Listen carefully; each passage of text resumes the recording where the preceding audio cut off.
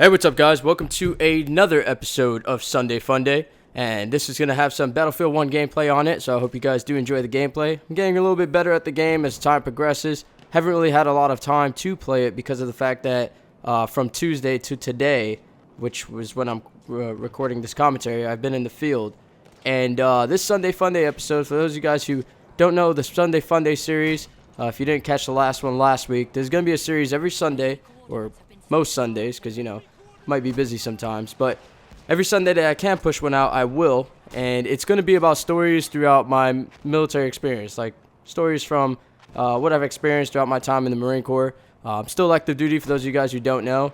I am an infantryman in the Marine Corps, and I joined in 2013, so expect every Sunday, or almost every Sunday, or whenever I can on Sundays, to push out these episodes, and I do hope you guys enjoy. These are going to be some long episodes, so if you like it that way, stick around. If you don't, check out some of my other videos that have been uploaded and the ones that will be uploaded in the future. So, in this episode, one of these stories actually comes from today, and the reason why I say one of these stories is because I'm going to be talking about my near-death experiences in the Marine Corps. None of them are combat-related. I've never been into combat, seeing as though, you know, the Marine Corps kind of, and the U.S. military in general kind of swayed away from the Iraq War and the Afghan War pretty much as soon as I joined. So these experiences are still real fucking no shit experiences. Like, it's not even like a lot of people think that you join the military and you're gonna die from like fucking a gunshot wound to the head or fucking getting blown up. Like, yeah, that's a huge possibility in wartime, but even back in the rear in peacetime, when you go overseas or anything like that, you still have the possibility of dying because of the fact that you're doing a lot of high-risk operations, including like training operations and whatnot, and non-combat operations. And you know, the aviation component of the Marine Corps really doesn't have a great history in the last few years for you know, keeping Marines alive, sadly.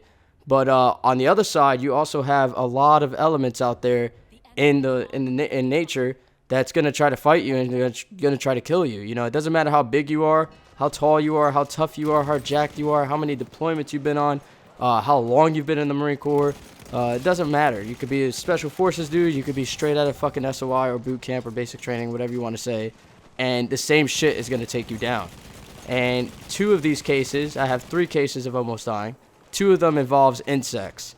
Like, no shit, you would think that these motherfuckers won't like get you down like that, but the smallest thing, something that's 1/1,000,000th the size of you, will take you down faster than a fucking Taliban with a little goddamn rag on his head and an AK-47 firing from the hip. Like, just as much, just as dangerous. These motherfuckers will take you out if you're not paying attention. But you know, a lot of times you really can't, like, you can't just avoid it because of the fact that you're just like you're out there, you're zoned in on your job. Especially if you're in charge of guys, you got to take care of those guys before you take care of yourself. Because that's your team, that's your squad, that's your platoon, whatever it may be, your company, your battalion, and so on and so forth. And you got to watch out for their welfare before your own welfare. So, without further ado, I'll get into the first experience that I had. And this was back in June 2014. The first 2 weeks of June, I'm pretty sure it was the second week of June, a little bit after my birthday. And we were in the field for about a week. And the last day, or the next to last night in the field, I'm in my bivy sack. I'm sleeping because we were pretty much doing ranges that day. We were doing a fully automatic IAR shoot the next day. We were doing squad ranges. We were doing a lot of shit, and it was really hot. You know, it's June. It's in North Carolina. The humidity's high. The area around us was pretty dry because it hadn't rained yet, but there was a forecast of a hurricane coming through, or not really a hurricane, more like a tropical storm or a tropical depression coming through. And, you know, they weren't going to pull us out of the field for that because, you know, you got to train no matter what. So, anyways, I'm in my bivy sack. My guesstimation is that it happened around 2 or 3 o'clock in the morning because I do remember waking up. I do remember feeling my left hand, hurting a lot, but I thought it was because of the fact that I was resting on it. However, it was not. So I wake up the next morning, and my left hand is swollen, and I notice a bite in between my thumb and my index finger, and it's a pretty sizable bite, and there's a lot of swelling starting to occur. So I go to Doc, and he's like, hey, maybe you just had a little allergic reaction, something, you seem to be fine, your vitals are fine, whatever, we can't really tell what it is. Here's some cream, here's some Benadryl. Just, just take it. Try to take it a little bit easy out there. But, you still got to conduct the training. So I was like, all right, no problem. I'll fucking do my job. And took the cream, took the Benadryl. And then the senior line corpsman, which is the corpsman that's in charge for all the corpsmen in the company, tells me to go see him around 1600 that day. So 1600 comes around. I'm doing some training. We're about to do some helo drills with my squad. And I go to my squad leader, and I'm like, Doc told me to go see him. I'm like, Corporal Doc told me to go see him. And that's when he stopped everything, and he was like, say that again. And I said it again, and I thought I was saying it fine, but he noticed something wrong in the way I was speaking, the way my face was reacting to the words and everything like that. And he called my team leader over to kind of verify, get that second verification of shit's going wrong with this guy, and we need to get him to higher echelon of care fucking ASAP. So they realized the left side of my face was pretty much becoming completely, utterly unresponsive. It was going numb. It was going just dead. And that's when my body started reacting to what was a black widow bite. And this is about 10 hours after the bite without really being treated at all. Benadryl will not help really with the black widow bite. And it was a painful bite, but, I thought that was just part of the swelling, because your skin is expanding and everything. And when you kind of put pressure on it, even on regular swelling, it does hurt quite a bit. But it was a black widow bite, and we didn't really figure that out until they got me to the hospital. However, this is how it went down, and they put me under like a bush. They put me on an isomat. I started having docs working on me. My heart rate, once again, was going through the roof. All this type of shit. A lot of stuff going on, anaphylactic shocks, that type of shit. And, it was getting really, really, really bad to the point where my whole body was shutting down. So they threw me in a Humvee, raced me over to the fucking Naval Hospital. I got there with literally hours left, about an hour left until the point where I probably would have died. And they stuck me with the anti-venom and all that type of shit, put me on a lot of different medication. And I thought I was going to be going back to, like, the barracks or back to the rear to kind of just rest that shit off because the medication was giving me hallucinations and whatnot. But somewhere along the line, I don't know, somebody fucked up. And I ended up going right back to the field, right in the middle of that fucking storm that came through. As soon as I woke up in the Humvee, I looked to my right, and there's the field, and there's fucking lightning, thunderstorms, heavy rain, all that type of shit. It's like the worst situation imaginable. The worst situation imaginable in terms of weather in the field. And we're pretty much now in a swampy area because the area around that range, that particular range, Gulf 6, for any of you guys who are stationed on Lejeune, you've probably seen it. You probably ran it because almost every fucking unit runs that range. But, yeah, that area gets flooded really fucking bad. A lot of moisture. There's a lot of ponds and a lot of wetlands around it, and that just starts to rise. So it was one of the worst nights in the field, without a doubt. And the story from last Sunday Funday was from January of that year. Now I'm experiencing this shit in June. The suck just never stops, and you really got to embrace it. But when you are going down like that pretty fucking hard, a black widow, that shit's like 1/millionth the size of you, but that motherfucker will take you down and put you 6 feet under pretty fucking quick, especially if you go untreated. So that was my first near-death experience, almost dying from a fucking bite from a very venomous fucking spider like that. My second, ironically, was later on that month. We were doing fast rope drills out of an Osprey. And the Osprey fluctuates from 80 to 100 feet because of the fact that it can't really lower its elevation or its altitude all the way to about 30 or 50 because the wind draft kicks up and it might fucking knock it down, knock it up, and that'll pretty much destroy the Osprey or give it considerable damage, which will cost a lot of money. So it has to elevate around 100 to or 80 to 100 feet, and it keeps fluctuating because of the difference in the downwash and then the fucking aerodynamic type shit. A lot shit that goes way smarter than I am. So it's my turn. I grab the rope and I start rappelling down it. Now we're rappelling with rifle, flak, Kevlar, packed with a lot of shit in it, so you're weighted down pretty fucking heavily. And I have my rifle slung to my right side. And the rifle that was issued at the time was the M27 IAR. Fantastic fucking rifle, by the way. Love that rifle. I don't have it anymore. Now I have an M4 203. For those of you guys who don't know what a 203 is, it's a grenade launcher. And I miss the IR sort of. It's kind of on the same like weight as the M4 203 sort of, but like the weight distribution in those two guns are different.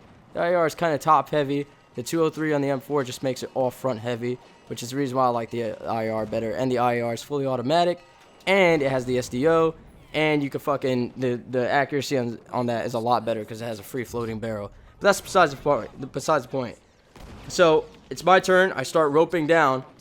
My rifle catches onto the rope and swings up and smacks my left hand, almost causing me to lose grip with both hands, which would have caused me to just let go of the rope with my hands. And because I had such a tight grip with my fucking legs, I would have ended up going pretty much head first, then letting go of the rope with my legs, because all that weight at one time just fucking jerking it, your legs aren't going to hold shit. And I probably would have plummeted to my death head first. And when you're that high up, you know, and you're just pretty much being forced to go down by the downwash coming out of the Osprey, it's a serious fucking matter. It's a high risk operation, training operation. You could get injuries really easily. We've had a lot of guys get injured doing just rappel towers, much less actually rappelling out of an Osprey, especially when it's fluctuating. One guy, when he was rappelling down, the Osprey fluctuated in the altitude and dropped way too fast and ended up snapping the guy's ankle just clean, like just a fucking clean ass snap. And yeah, that guy was down for the count. So he was out of, you know, not being able to do anything anymore.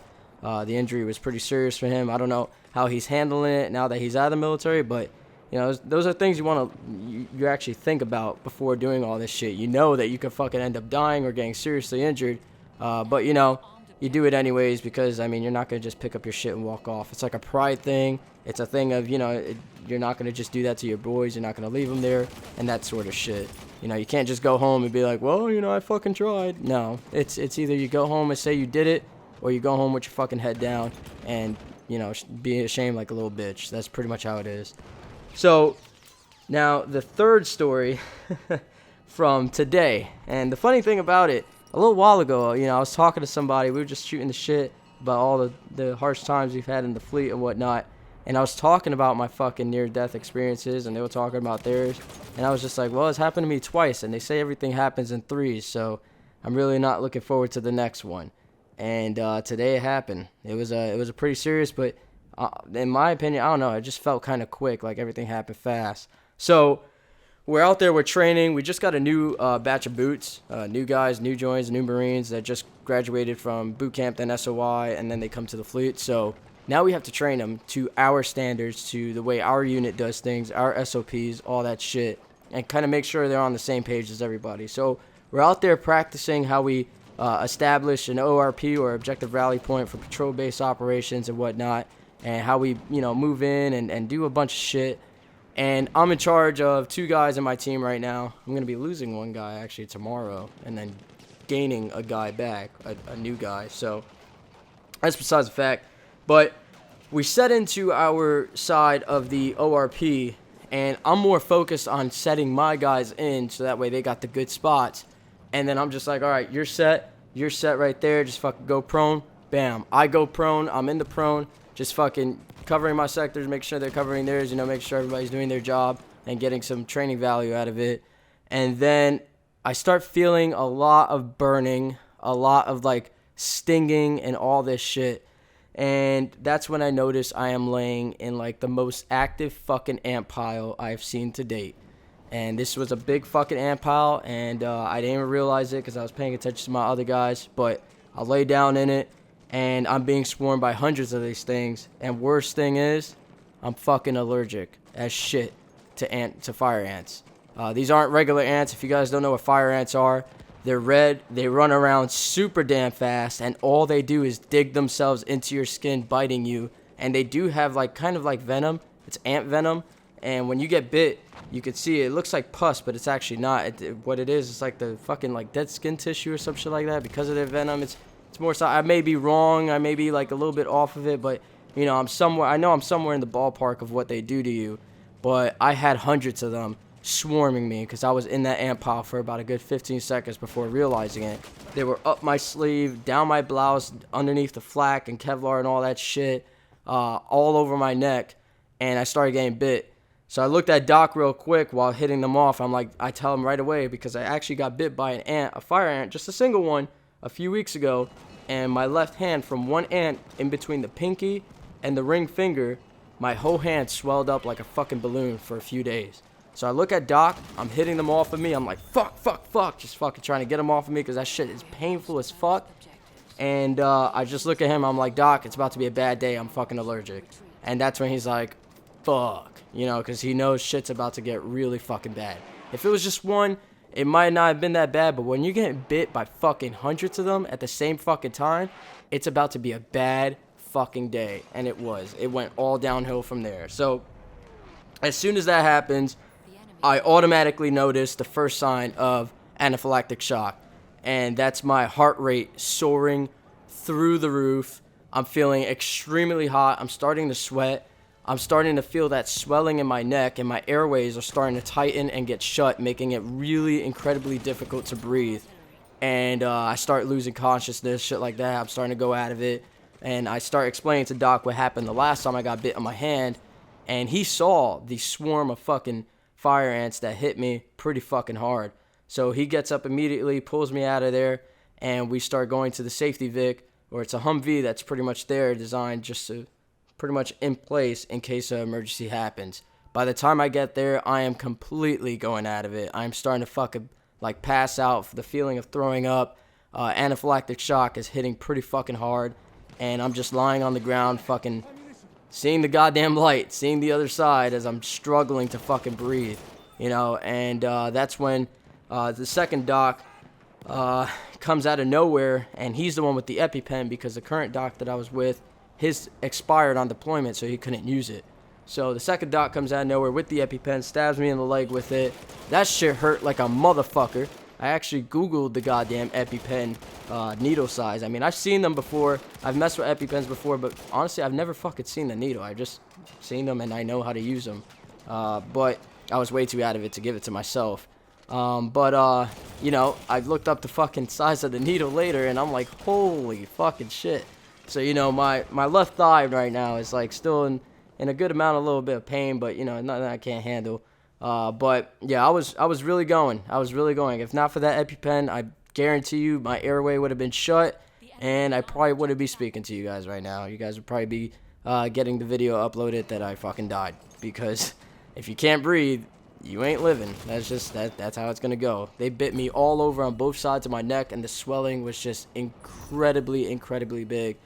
And then they put me on the safety Vic, rushed me to the hospital, and there they were able to give me IVs with Benadryl directly into my system, which felt fucking weird. I was high as shit for a bit, honestly. It was pretty cool, actually. But yeah, they took all my vitals and everything like that, and they gave me drugs and all that type of shit, and they sent me home for the day. So this time I didn't go back to the field. So I was I was full on expecting just to go back to the field. I was like, yeah, you know, I'm gonna be fine, and then they're just gonna send me back, and I could be back with the guys or whatever.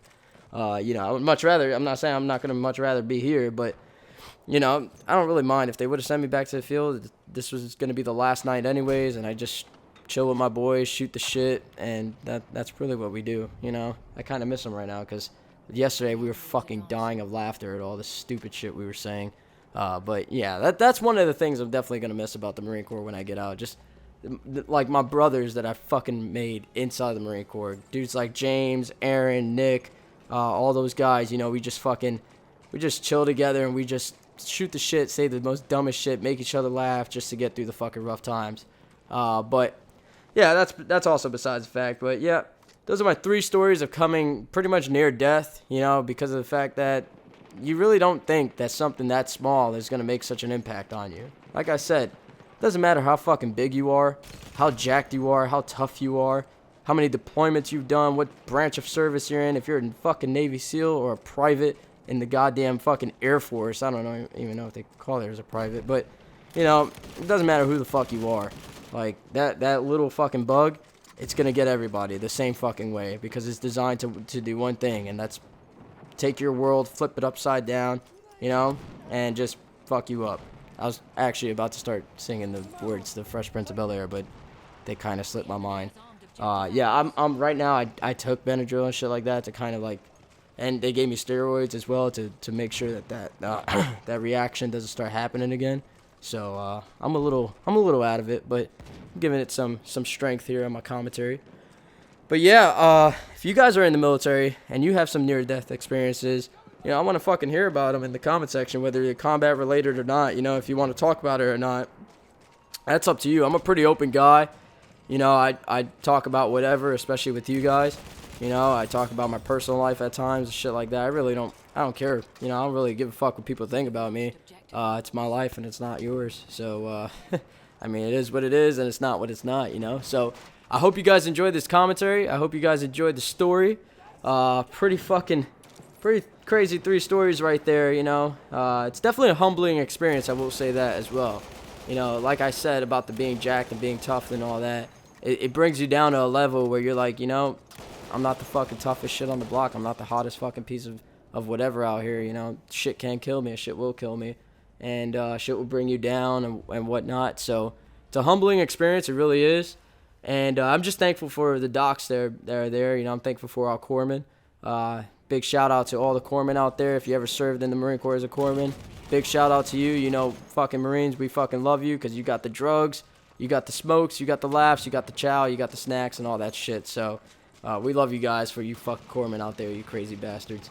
So I hope you guys enjoyed the commentary. If you did, make sure you click that like button, favorite this video, subscribe if you're new here. A lot more Sunday Funday coming your way. Got another episode gonna probably drop next week. I don't know what story I'm gonna choose for that one. I'm trying to probably give you guys a funny story. Yeah. I got a pretty fucking good amount of funny stories that I could probably drop on you guys.